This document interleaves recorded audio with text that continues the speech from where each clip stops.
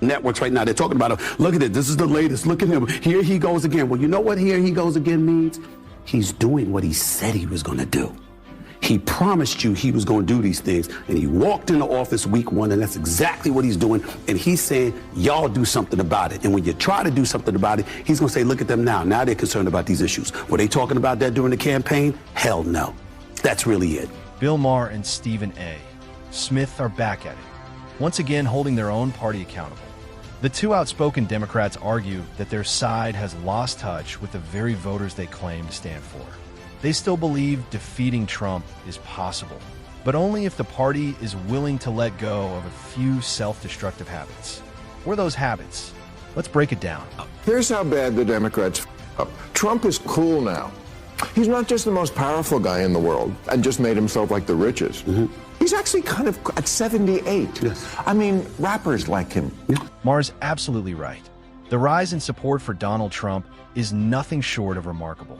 Not long ago, the idea of Trump regaining political momentum seemed impossible, especially after years of relentless criticism from left-leaning media.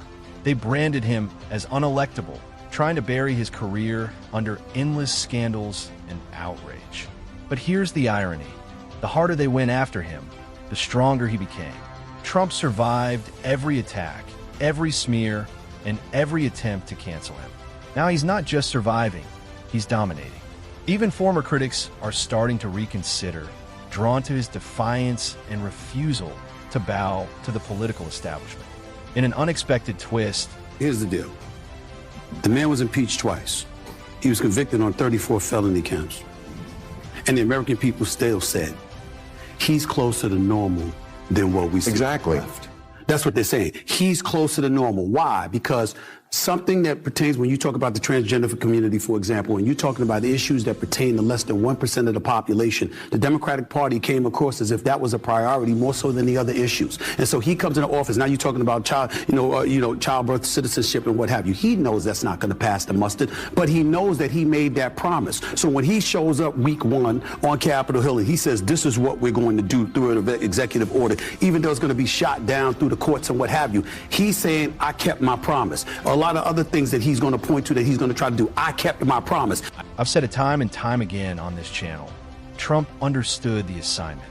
He locked in on the issues that truly mattered to everyday Americans: the economy, border security, and national safety. Meanwhile, Democrats were busy trying to please every loud voice on the far left, losing touch with the concerns of ordinary people. Trump didn't dress his message up with political jargon or virtue signaling. He talked about jobs, stability, and security. And that's what connected. Even Bill Maher sees it.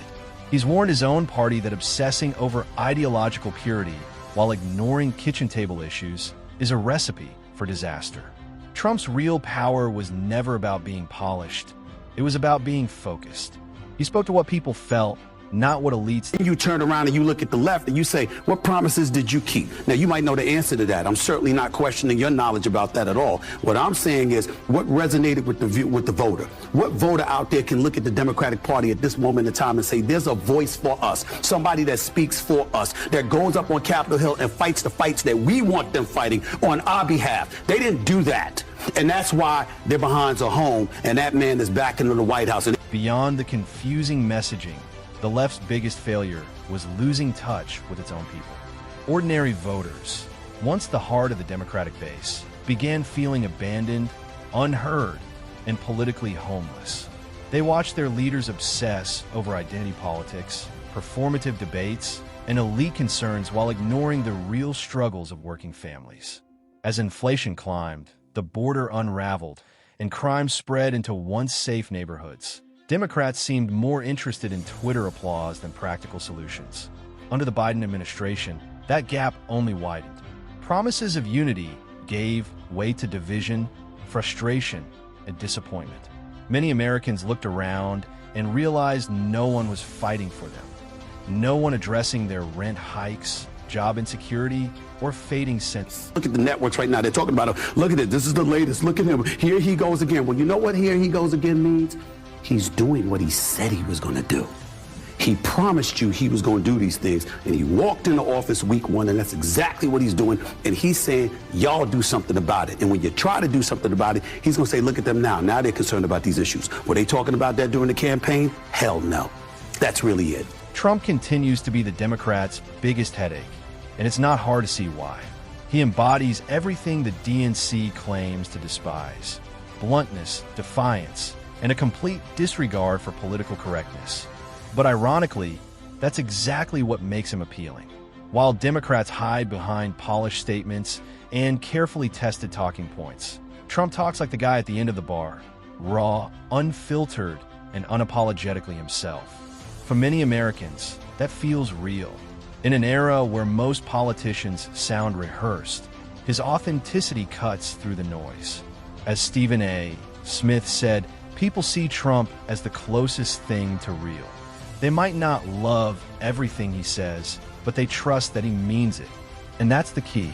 In a time when institutions feel hollow and sincerity is rare, Trump's flaws have become his strength, turning him into both the Democrats' biggest frustration. Mad he won. Yeah, Yes, I'm not mad he won because when I see, especially in the aftermath of the election, some of the things that transpired with the Democratic Party, in an effort to manipulate the election and the vote, it really ticked me off. When you hear people talking about practical things, and then I saw folks on the left basically trying to guilt me into voting for you, it bothered me. I might have ended up voting for Kamala Harris because I didn't like how Trump acts. But what I didn't do was call him a racist. I didn't call him a Nazi. I knew Trump before he ran for president. Yeah. We talked on the phone. We talk at basketball games or boxing events. I knew this man. And so some of the things that were being said about him, I knew were not true. And I was saying, come on, y'all, you got to do better than that. That strategy of villainizing Trump worked once, but only once. In the last election, left-leaning media successfully painted him as a national danger, a reckless force bound to destroy America's future. Fear was their weapon, and for a time, it worked. But by 2023, the cracks began to show. Many moderate liberals, weary of inflation, crime, and nonstop culture wars, started wondering whether the real problem was Trump or the establishment that never stopped warning about him. The media's exaggerated image of Trump no longer matched what people were actually seeing. For all his flaws, he came across as genuine, imperfect, but human, something his overly polished opponents failed to project. When voters looked at Kamala Harris, they saw a politician reading from script. When they looked at Trump, they saw someone who spoke from instinct. And that's where I'm pissed at the Democrats because my issues, democracy, the environment, have no protectors now. Because you blew the election, I have nobody standing up for the two issues that are my issues. Which is? Democracy and the environment, my two most important issues. Those are not priorities in the new administration. Well, the Democrats may have lost Bill Maher's trust, but I'm not convinced the GOP is out to destroy democracy either. Maher's concerns are understandable. He's uneasy about Trump taking legal aim at media outlets he views as dishonest. But let's be honest, that's not an attack on democracy. It's someone exercising the very legal recourse the system allows. America's structure was intentionally designed to stop any one person or party from gaining absolute control. Between Congress, the Senate, the courts, and the presidency, power is constantly checked and balanced. Despite the heated rhetoric and political chaos on both sides, the foundation of this nation is far from weak. It's not a fragile experiment. It's a remarkably resilient democracy. And that's the part Maher seems to. And then here's what you did. Did you discuss the economy enough? No.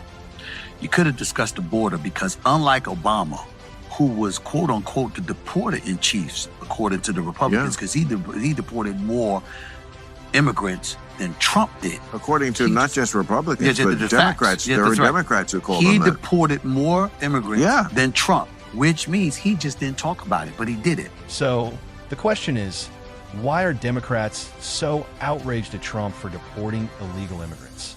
The anger seems oddly selective when you consider that Barack Obama, the party's own icon, oversaw more deportations than any president in U.S. history.